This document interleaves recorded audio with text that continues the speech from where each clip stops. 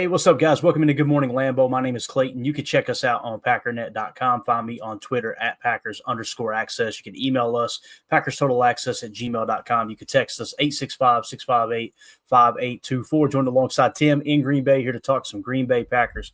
Full disclaimer, battling some symptoms. If you hear me mute for a minute, you get a little bit of silence on the podcast. I apologize. I just don't want to be hacking in your ear, if you know what I mean. So, 'tis the season, Tim. We had a 60-degree day the other day, and then we got down to like 8 degrees. So we're here, baby. We're in the middle of it. Getting some of that Wisconsin weather down there in Tennessee, huh?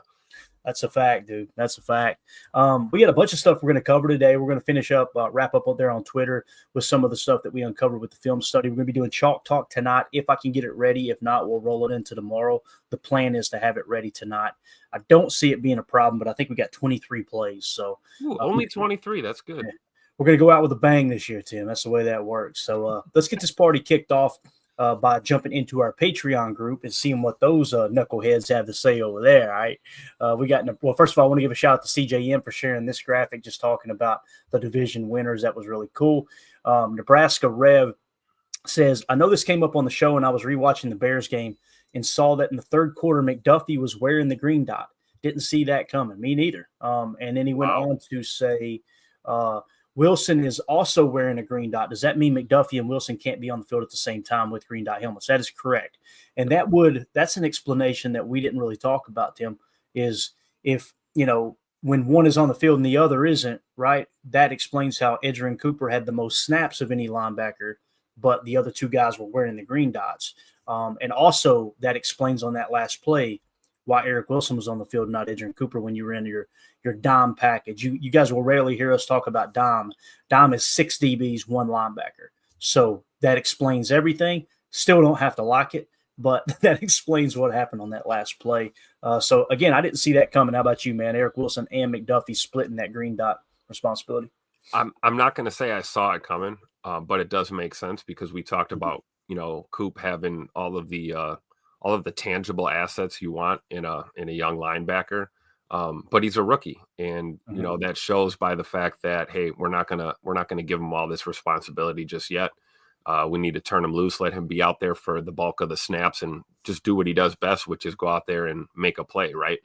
And I think it is evident with the league rules. You can only have 1 green dot on the field at a time, so it makes sense that it was Zay McDuffie and Eric Wilson that had the green dot. Those are for all intents and purposes, those are the veteran linebackers, on this team in the middle. So it wasn't completely shocking. But yeah, it does make sense now that we look at the tape, right? And you see, the personnel groupings and the lineups that we had out there, it totally makes sense. So I think it's cool. I think McDuffie is, old faithful, old reliable. He's not going to do anything super spectacular on a regular basis, but he's also not going to make big mistakes.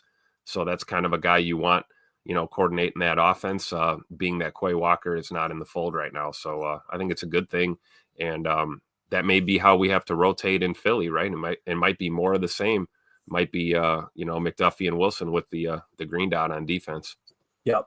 And again, you can't have 2 green dots on the field. So when they went to their base 4-3, I'm sure that one of those guys had to take the helmet off.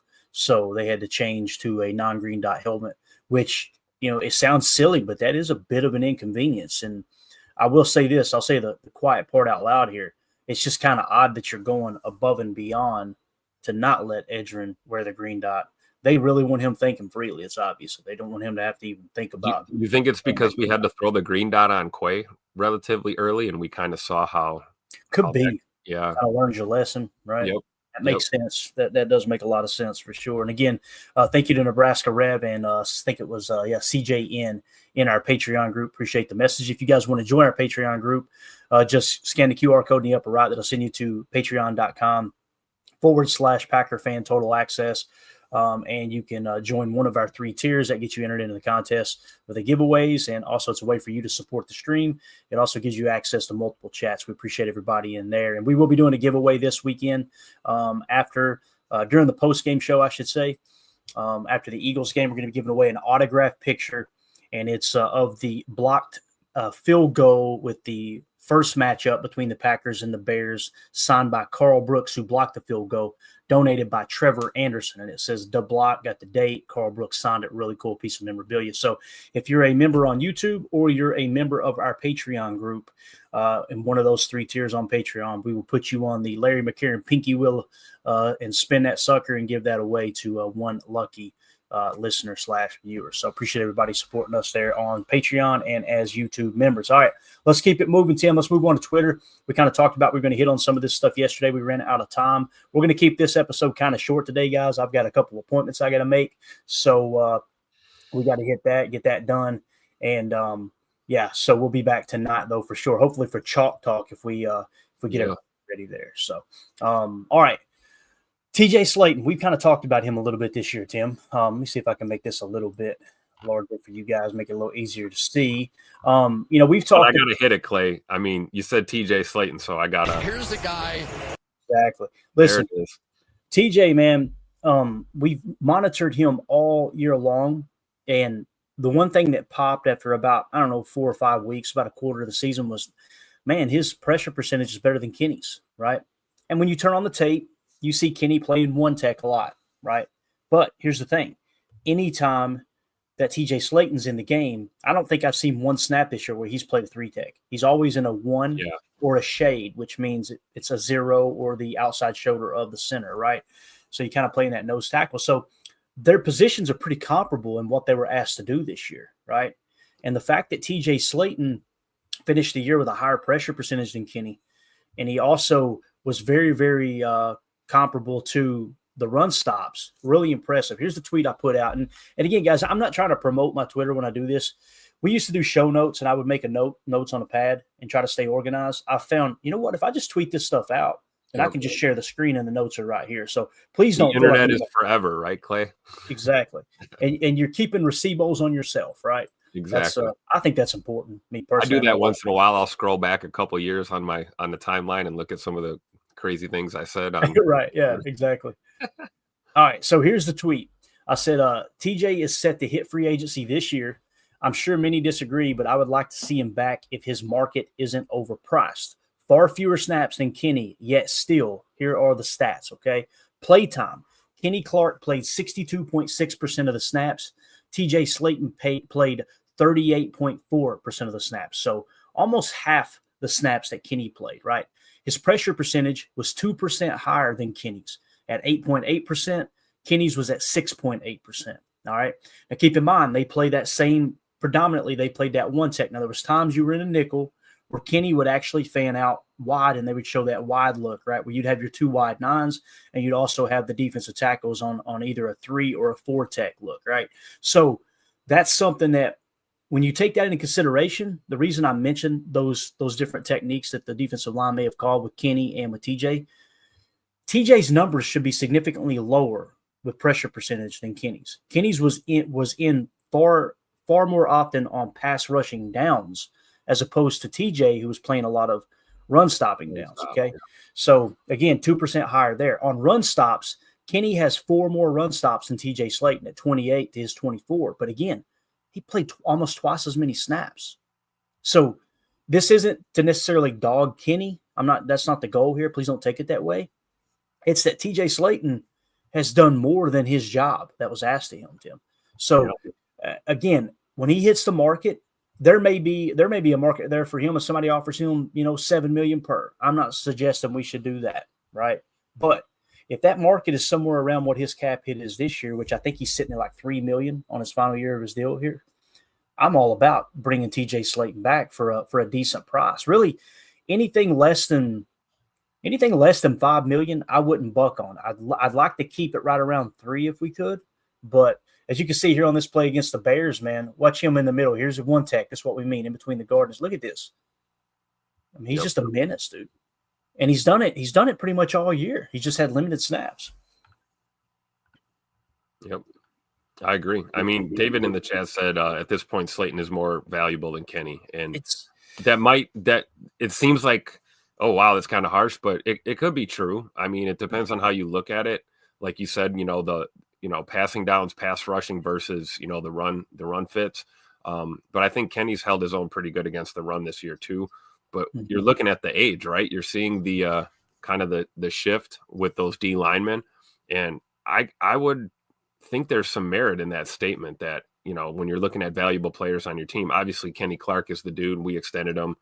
Hopefully he retires a Packer. But when you look ahead, I'm with you, Clay. If the dollars and cents, add up correctly, if the math is mathin', you keep TJ on your roster for plays like this right here. He's kind of like Gravedigger 2.0. I love to see it. And it is important to mention that on this play, that's a single block, right? Yep. Now, on Kenny's plays, you'll notice predominantly they're double teaming him and they're chipping Gary. That's how they've attacked our defensive front this year.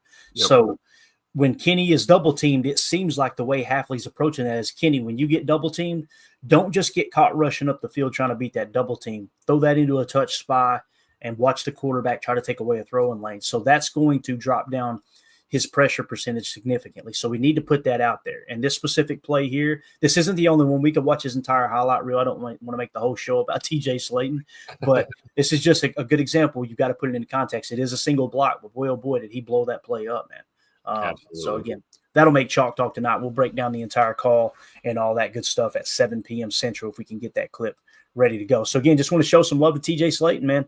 Yeah. One of those get off the bus guys, right, Clayton? Like we talk about. He's probably the first or second dude you want walking in, right? Yeah. And listen, I can say this because I'm not the most attractive person in the world. TJ Slaton's also got that look to him. I was taught at a young age, you never pick a fight with an ugly person because they got nothing to lose. You know what I mean? Like that dude, when you see him, you go, oh, that's a different cat. He looks like he twists somebody's head off their shoulder. So, oh yeah, for sure. That's who you want on your D line, right? Yeah, definitely. A whole bunch of guys like that. Yeah, definitely. What we mean by get off the bus guy, like Tim mentioned, is you want him getting off the bus first. You want the opposing team to see him first, like, oh crap, this is who's coming to town. So, yeah, love TJ Slaton. His time may be done. It may be up in Green Bay. And here's the other thing too. We're talking about we need to go get a dominant 3-tech, right? We need to figure out a way to make that happen. I'm of the opinion that Kenny has not been that guy. Great leader, great locker room dude. Always, you could tell he's very coachable. He's actually been very, very, very accountable in a sense of availability, right? He's always available. But I feel like you need to get that 3-tech guy. And if you're going to go get that 3-tech guy, you can't keep every defensive lineman get on the roster, right? Yep. But I'm just saying with TJ Slaton, that's a dude I would be totally okay with. You got to let one go if you're going to pick one up is essentially what I'm saying. And who is that other guy that you would let go? You know what I mean? Is it Kobe Wooden? I don't think so. I think they see a lot of promise in Kobe Wooden. It damn sure better not be Carl Brooks. That's my dude right there. Yep. And I want to believe that Carl Brooks can be that 3-tech. But, I mean, let's be honest. He's flashed, but you don't look up and go, man, you don't see him in the same light that you see at Edgerrin Cooper. Like, we got to get him on the field. Or even at Carrington Valentine, where you're like, you got to keep that dude on the field. He's playing outside of his mind. You think Devontae Wyatt could ever be a 3-tech? He is. They've tried him at 3-tech. He is that dude that they're trying to play at 3-tech. The problem is his weaknesses is definitely there's two weaknesses that I see in Devontae Wyatt's game. It's run stopping ability, right? Like he's not a great tackler, and he doesn't play with good balance. The old Mike Wall adage. How you arrive at confrontation determines how you handle confrontation. He plays reckless. He plays out of control. Typically with a defender, you go, that's what I want on my defense. No.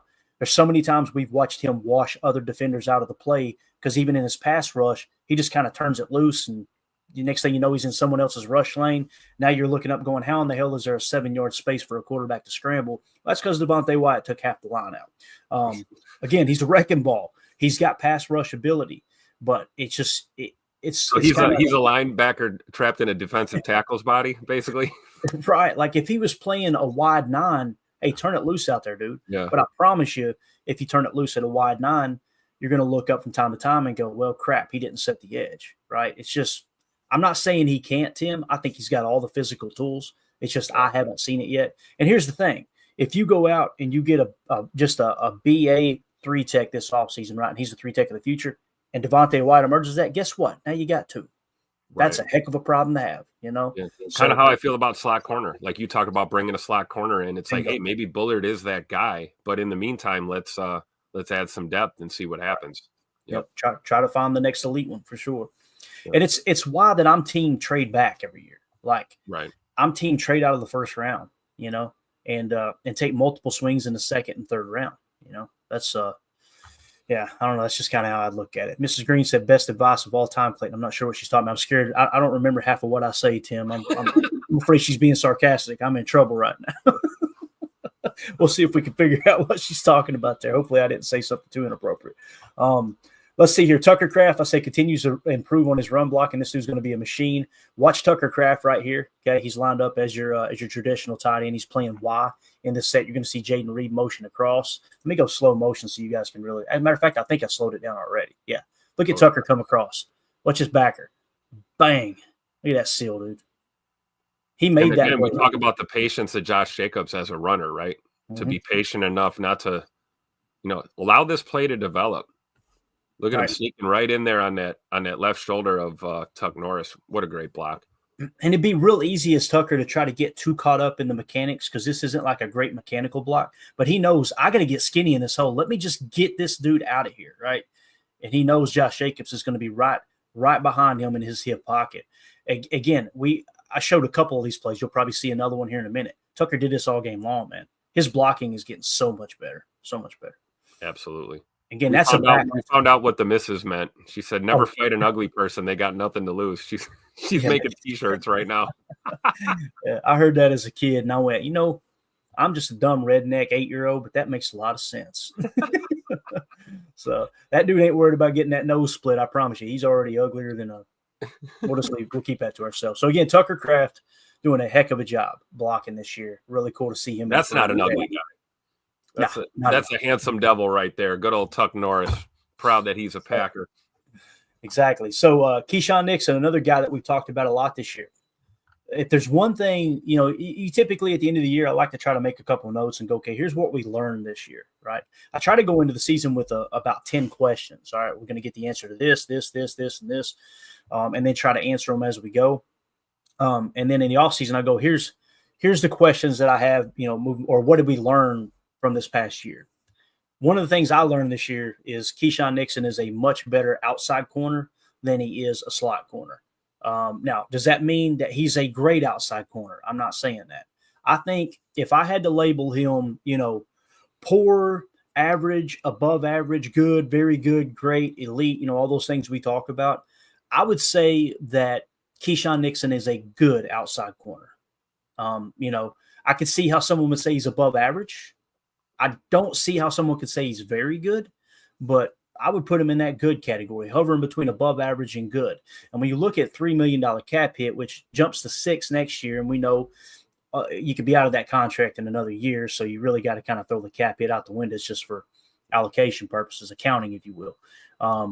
I think he's well worth the money. I'm excited about bringing him back next year as an outside corner and let Bullard continue to grow in that slot position. Like you said, let's go try to find another great slot corner, right? But yeah, Keisean on this play blowing up the smoke route. This is on a 3rd and 6, guys. I try to pick plays where it's really important, at the timing of the game, when it happened, all that stuff. But you're going to see Key at the bottom, and they're going to run a smoke route. They're going to use a little bit of motion, if I remember correctly. So you see Key's playing off. Once DJ Moore motions, now he's going to come up and play this two a little closer. Now he's going to fade back. Look at him read this. He's already on the ball. Look at this. So Javon Bullard does a good job occupying the blocker. I believe this is Aaron Mosby sealing off the inside, if I remember correctly. Yep. And then watch Key break on this. Bang. I like it was basically start, stop, shoot, stop, start again, shoot. He kind of put himself in a position to – he bit down a little bit here. You can kind of see it at the beginning. He kind of creeps up. Yeah, and that wasn't Bullard. I apologize. Let me correct myself. That was not Bullard. That was Xavier McKinney taking on that block. Good job there. Yep. Getting in there and being disruptive. But yeah, I just like how Keisean keeps his feet moving. Like he's able to, just in case they change. Maybe that guy's hot. Maybe he's on a go. You don't know. You don't want to get beat nasty, but still put yourself in a position to go and blow up this play. And I think it is. You're seeing two of our better defensive backs right here in McKinney and Keisean Nixon, just high FBI type of play right there. Yeah, definitely. And again, he seems like he's gotten more comfortable on the outside. He got better. He got more comfortable again. He's getting a little bit better. I see a lot of growth with our boy Keisean Nixon on the outside, man. And I think he's a guy that his teammates respect. He's one of those dudes you're going to look up in a couple of years, and he's probably going to be considered a captain if there were everyday captains. He's just one of those guys that's becoming a leader in the locker room. Rich Bisaccia obviously loves him. Rich Bisaccia is the whole reason he's here, right? Yep. It's y'all just cool. thought he was just a return guy. Why are we paying all this money for a kick returner? Yeah, okay, buddy. It's all over the tape. All over the tape this year, man. Again, you got the hustle force fumble earlier in the year. You had the interception on the boundary where he had curl flat responsibilities. Literally a little jab step outside, came back into the hook curl, like taking candy from a baby, man. I think he's outplayed his contract. I will definitely say that. So, I would agree. And he's another energy guy too. Like we talked about CV being that kind of energy leader back there. Keisean's the same way, man. He fires up that defense. It's awesome to see him out there. Yeah, let's go to the chat here and just we'll keep this rolling in the background as we answer some of these questions or read the comments. Nick McSwain was looking at available free agents. Randall Cobb is available. He's been in the system, seems to fit the bill with the laughing emoji. Obviously, Nick's being funny there, but I think, like I told Tim offline, I'm pretty sure Cobb's getting paid more at the SEC network than he would get paid here with the Packers. So, yeah, I don't think Mrs. Cobb is going to allow Randy to play anymore. I think that ship has sailed for sure. Yeah. She's tired of moving. Exactly, and he does really good on the SEC network, man. Oh yeah. And the eyes captivate people. He's one of those guys that I want to say he's a biracial child. I want to say, but he's got like these bright green eyes. Yep. I think it was Ike Taylor said it one time on NFL Network. They were talking about the top 100 players, this and that, and he said, "Randall Cobb, man, boy, you're cute." That's what he said. It's hilarious. Yeah, he's definitely got a face for TV. He doesn't. Yes, there's some people that doesn't have a face for radio like I do. So same here, Randall Cobb. Yeah, and I don't have a voice or a face for either, so I'm just screwed. That's the way that works. Nick McSwain in the chat says, on a more serious note, could Musgrave be the vertical field stretcher? I know he's a tight end, but he is known for his field stretching ability, right? The thing that Luke Musgrave is kind of known for is body size and athleticism, right? Now, here's the problem. I'm going to be a little bit negative here, okay? And you guys check me if I'm wrong. When I watched the tape of Luke Musgrave in college, once we drafted him, the big thing I came away with is, man, spatial awareness and contact balance. It looked elite to me. And at the NFL, totally the opposite. So it's like sometimes that stuff doesn't transition. It doesn't mean it can't, right? Now, I will say this about Luke Musgrave. He is more of a receiver than he is a tight end. There's no two ways about that. He does not block near as good as Luke Musgrave or as Tucker Kraft or even Ben Sims, in my opinion, even Fitzpatrick, to be honest with you. We've seen Fitzpatrick stick his nose in there.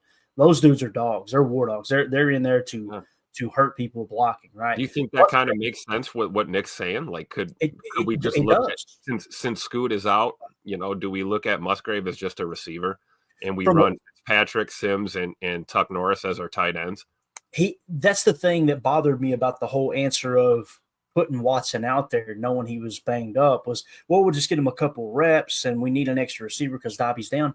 Why not let Musgrave fill that role? Now, listen, no one's saying that Musgrave is going to go out there and do what Christian Watson does, but I feel comfortable saying nobody else on this roster can do what Christian Watson does. Yep. With stretching. I mean, he's averaging, what is it, 20 yards per catch or something crazy, right? Leading the team.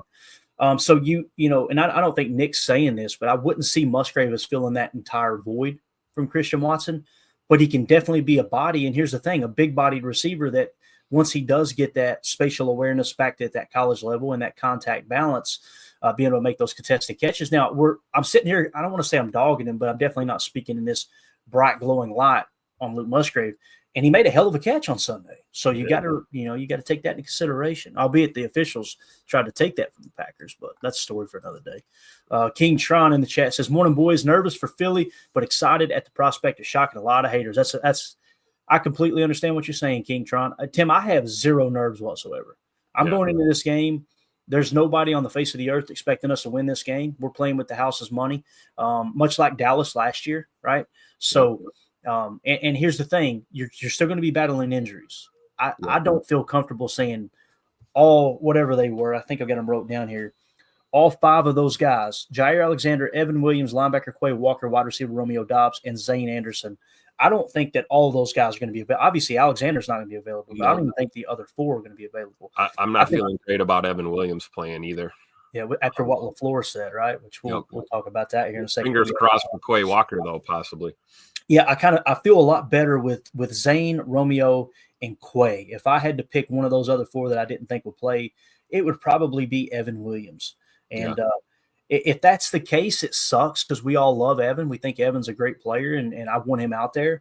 But what's the flip side? We get to see if Zane Anderson is still a real person, right? Because he sure looked like a real person there a couple of weeks ago. So that's going to be fun too. All right, let's see here. Chris in the chat said, "Is there any update on Evan Williams?" I was gonna hit it later, and I wanted to kind of stay in order here.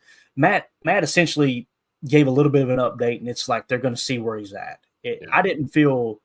I feel like if he was 100%, Matt would probably say, yeah, he's made a lot of progress. We're going to see where he's at this week and see if he can play. To me, it felt a little more pessimistic, but we'll hit on it here in a second when we get to that question. Prince in the chat, I still think Slaton will get a good free agent offer from a 3-4 team to play nose. That might be higher than we would want to beat. I could totally see that, Prince. He's got size. Believe it or not, he's got the athleticism for that big of a boy. And the tape, when they turn on the tape and they look at, hey, guys, even if it's just a backup nose tackle, those are valuable in a 34 defense. You've got to have that backup nose. You've got to. Like, think about us, our Super Bowl year. Everybody thinks of B.J. Raji playing nose tackle in that 34, right? You also had Howard Green. That was a dude where they went out that year and said, we got to get another guy that can play nose behind Raji. And then when we get in those obvious power running situations that Pittsburgh loved to run back then, we'll put both of those big hog mollies on the field with Ryan Pickett. And let's see if they can run through that cattle stall. You know what I mean? That's right. So I could see that totally, Prince. I think that's probably what will happen, to be honest with you. But if he's sitting out there with no offers, go offer him $3 million per, and let's get him back on this roster. I agree. I don't think they're going to get into a bidding war over him, but it would be nice if maybe he flies under the radar a little, and we can snag him for another couple of years. Yeah, definitely. Nick McSwain in the chat, Keisean gets way too much hate. He's a solid player. Yeah, another dude that's been on and off of Twitter because of how the fans have just ran their mouth. Yeah, I agree there. I think he's been way better than people give him credit for. Chris in, Malik Heath needs to move above Bo Melton in the wide receiver room. I can't argue with that. I can't. I think Bo's a solid wide receiver too. But, boy, Malik Heath is – you talking about making the most all the way back to last year, making the most of his opportunities. And he's a guy that would have gotten drafted much higher. I think we signed him as an undrafted free agent, if I remember correctly. But he would have been drafted much higher if he hadn't had the problems in college. So you get to the pros, you take a flyer on him. Okay, is he going to keep his nose clean? He has. So yeah, he's turned out to be a really good pro, I think. And maybe, coming to Green Bay has played a significant role in that, in his development. I think there's some, truth to what Chris is saying here. I mean, who's got better hands? Probably Malik probably has better hands. But who's got the wheels? Bo's got the wheels. So, it's tough. Who's the better blocker, right? Probably Malik. Right? I think definitely better blocker too. Yeah. But I mean, I think the main thing I'm getting from this point is Malik needs more reps. We're down Christian Watson here. It's do or die, right? Win or go home time. Throw everything and the kitchen sink at the Philadelphia Eagles. So, I mean, I'd love to see a situation where maybe Malik is out snapping Bo Melton, and then making that move up the depth chart as we go into to next year. We'll see.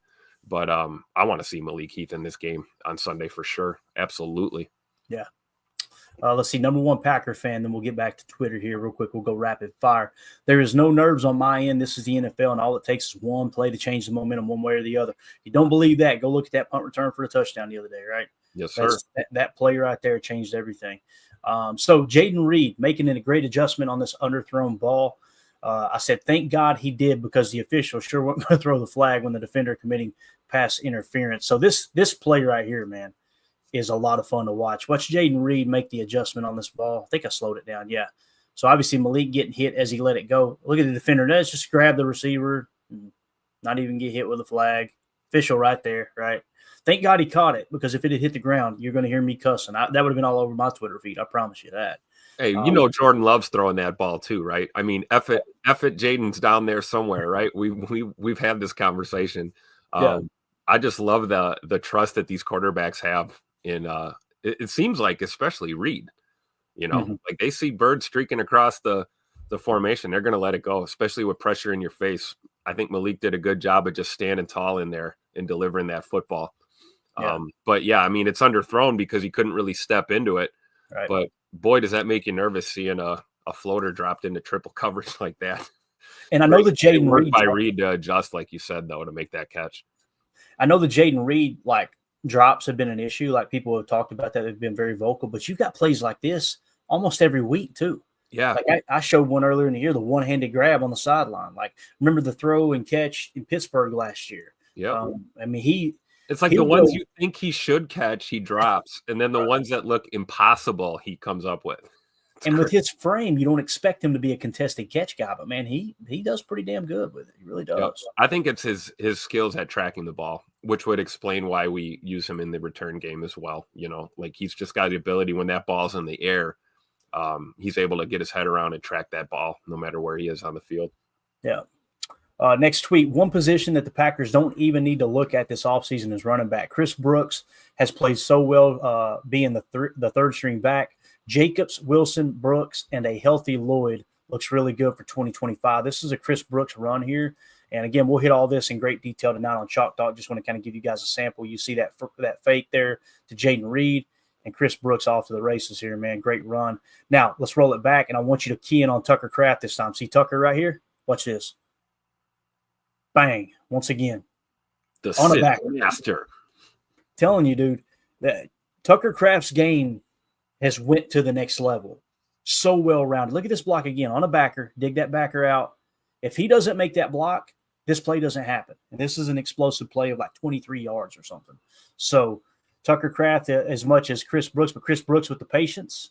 Great job finding the hole, getting downfield.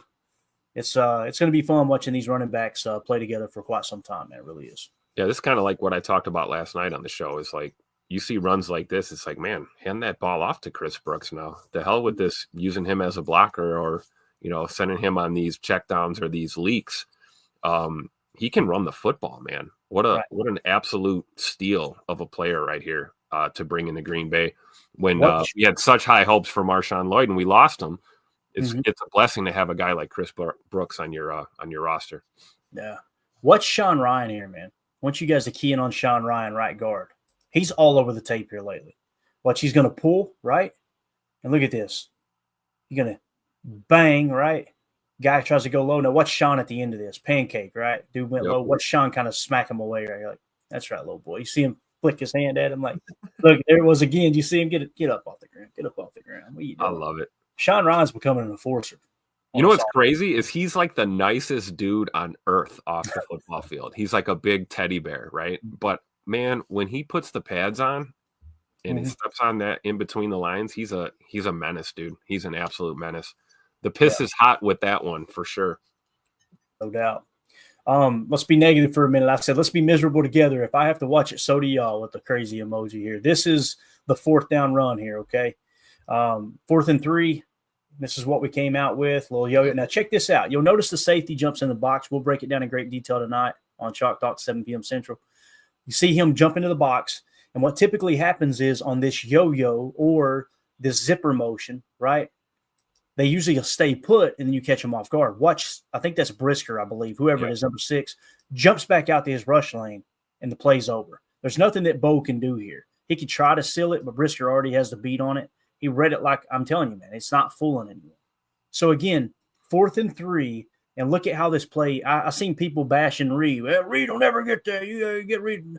There's nothing Reed could have done. No chance for him to get there. Nope. You know, even if Bo makes a better block there, I still think that play is probably. There's defenders everywhere. Now, here, how do you combat that then, right? This is the only thing about some of these motion snaps. You don't know exactly what the defense is going to do at the last second. You truly don't know how the defense is going to react to the motion. The only thing that Jaden Reed could have possibly done was try to cut it back inside. That's it, because it's blown up. But let's say that you motion him back across, and this is just a 20. What would it be? Trying to think of what the call would be. Let's say it's just a gap left, right? Let's say this is an a gap left run right here. So imagine you bring this motion back over, and this is what I'm talking about running the ball between the tackles on these short down. Look at that. Look at the hat count you got if this ball goes to Brooks here on a counter, right?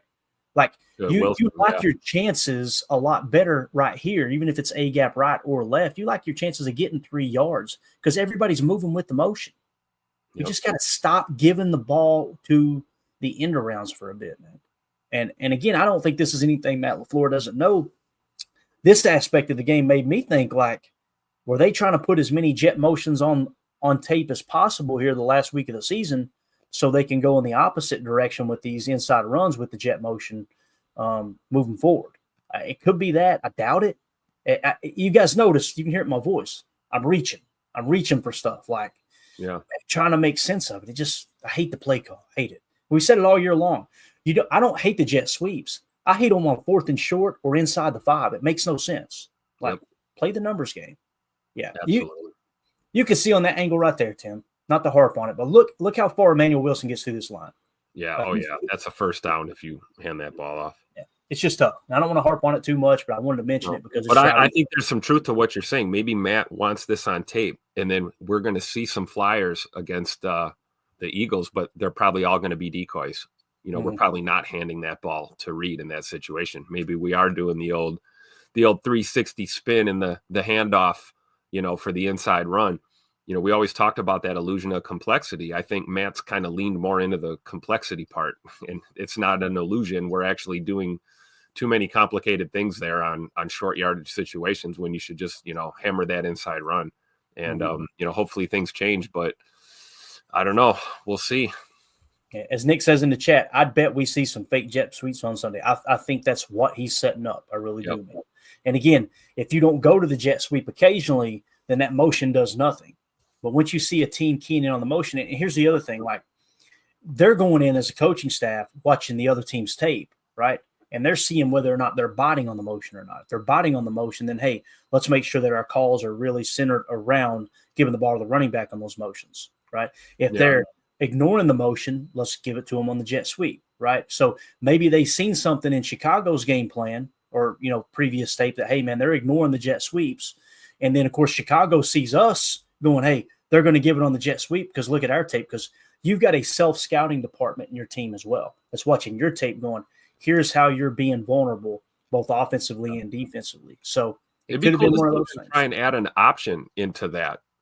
You know what I mean? Like if there was a way to can that play after the motion. So you see, for that play, for example, if there was a cue or a way that Malik can, pull that ball from Reed and give it to Wilson, add kind of a read option element to that jet sweep, in real time. Yeah.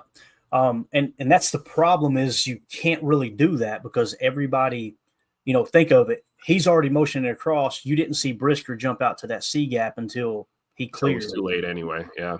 And that's what I don't like about the predetermined aspect of the jet sweeps is like, there's nothing, like, let me put it this way. If you were to say, Clayton, that play right there, what would you rather see them do? I would rather have an RPO where, hey, if they load the box, we can fire a slant for the first down. I would much rather throw them 4th and 3 than try to run 12 yards laterally, not knowing what the defense is going to do. Yeah. At least in the RPO, your quarterback is controlling the outcome of the play. Especially with Malik back there, you would think that would have been a better look on 4th and short. Hell, let Malik tuck that ball and run if you have to. He can be a bruiser in the run game as well. Yep, definitely. Jordan Love, we got to wrap up here. We're up against the gun. I got an appointment I got to make. So Jordan Love, we'll go rapid fire. Since week 12, Jordan Love has the highest QBR at an 83.0 in the entire NFL. Now, listen, I'm not an expert on QBR, passer rate, and all that stuff. It's my understanding QBR is done by ESPN, and it's a 0 to 100 scale. He has, since week 12, he is the highest QBR in the entire National Football League at an 83 out of 100. Okay, so that's the kind of tear he's been on here lately. There's something else there with him we'll hit on here in a minute if we have time. Another one, Edgerrin Cooper. Edgerrin Cooper finishes his rookie season as the 4th highest graded linebacker in the entire NFL and the highest graded rookie at said position. Goody handpicked the best linebacker in the draft and landed him with the 45th pick. Now, you guys know I was big on Junior Colson, right? Edgerrin Cooper, I think I had him at 3rd, if I remember correctly. I had Junior Colson, Peyton Wilson, Cedric Gray, then Edgerrin Cooper. So I had him 4th, right? Now, you guys know built my board, had the Greg Cosell effect, and then I told you Greg Cosell said, hands down, Edgerrin Cooper is the best linebacker in the draft. He said he may not be the first year, but he is going to be the best linebacker in this draft. And I remember thinking, should I just jump him up to 1? I'm like, nope, got to stick to my guns, got to stay with the formula, right? Greg Cosell was all over. Oh, yeah, he nailed it too. And then we see, right, maybe not the first year, and then it's like, yeah, right. Have you seen the tape in his first year? It's like about halfway through the year, things started clicking, right? Yeah. With that being said, the hesitation on the coaching staff to put him in right off the bat would kind of it would give merit to Greg Cosell's comment of maybe not the first year, right? So it's like he nailed every aspect of it, but boy, oh boy, he has arrived, man. He's a real deal. Nick McSwain, Cooper, Defensive Rookie of the Year. I'd have to, you never know about these Rookie of the Year things. I think he's definitely in the running. One thing that hurts him is he hasn't been a starter all year. If he had been a starter, I'd just about slam dunk it, right? But you do have people like Cooper DeJean and a couple other guys that's like they have, to the best of my knowledge, played the entire year. Yeah. Their numbers are going to look a lot better than Edgerrin Cooper. But again, with Goody finding him with the 45th pick, you can see here he is grading out 4th. If you want to put that into perspective, he's an 84.0, right? Only above him is Fred Warner at 89.2, Bobby Wagner at 89.9, and Zach Bond at a 90.1. Just hanging around with 2 future Hall of Famers there near the top, no big deal. Wild to think about, man.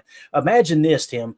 Imagine if they went and signed Bobby Wagner like we wanted them to in free agency. What if you had got Xavier McKinney and Bobby Wagner and you still drafted Edgerrin Cooper and you got Quay? Imagine your 4-3 base being Bobby Wagner, Edgerrin Cooper, and Quay Walker. Man. So, again, tip your cap to Edgerrin Cooper doing amazing things. Yeah, anytime you're mentioned in the same breath as Fred Warner and Bobby Wagner, you've got something special. There's no two ways about that. So absolutely, another great year there. And then, of course, when you just break down his weekly grades, a little bit inconsistent, but boy, those last 4 weeks it has clicked. Right, 93, 81, 80, and 76. Mrs. Green says the new Legion of Boom. That's the coaching tree we come from. It really is this defense, right? The Pete Carroll 4-3 zone. 4-3 cover 3 zone essentially is what it is. Cover 3 buzz is what they ran a lot. Yeah, it's a lot of fun, man. A lot of fun. QB rating, this other people recognizing this too. Fox NFL put that out there. Said Jordan Love finishes the 2024 NFL season with the 5th highest QBR. So Lamar Jackson 77.5, Josh Allen 77.2. Those are your 2 MVP front runners. Also in the conversation for MVP is Joe Burrow at 75.0. Then Jaden Daniels at 70.6, and then 5th, Jordan Love at 69.2. Guys, we've got our franchise quarterback. There's no doubt in my mind. Like he is the dude, right? We've got to get him now that he's going to be fully healthy going into next year. I feel like he's as healthy as he's been all year right now going into the playoffs. This thing could get hot at any moment. So, and again, with the point spread too, I think that's just about got everything here. With the point spread with this Eagles game, it's now up to 4 points. So they're expecting this to be somewhat close, right? At least, less than a touchdown.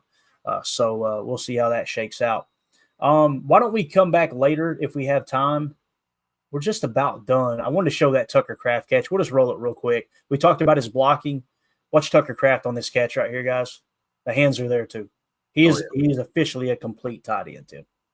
Absolutely. Good ball there from Malik, by the way, also. Safe. Yep. Put it where only your guy can get it. Yep, up and away from the coverage. Yeah. Beautiful. And, yeah, great. You talk about the athletic ability. That's a big boy hopping up there, spinning around and making that catch and protecting that football. But you're right, the hands are there. I think as his career progresses, he'll be mentioned in the top tight ends in the league conversation. Right now, he's not. I don't think he's getting enough credit for what he's done these past couple of years. But I think we'll see that change here in the future. I do too, man. And what's cool is we're seeing this on tape. You can bet your sweet bottom other coaches are seeing it, which means it's going to warrant more attention to him and going to open things up for other receivers as well, and even the running game possibly. The big thing too here, watch how he has the awareness, get that ball to the body as soon as possible, right? Because he knows they're going to be punching, get it in, secure it.